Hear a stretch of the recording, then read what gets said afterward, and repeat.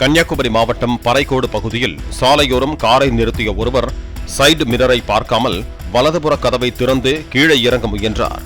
அப்போது அந்த சாலையில் வந்த லாரி கார் கதவை இடித்து தள்ளிவிட்டு நிற்காமல் சென்றது.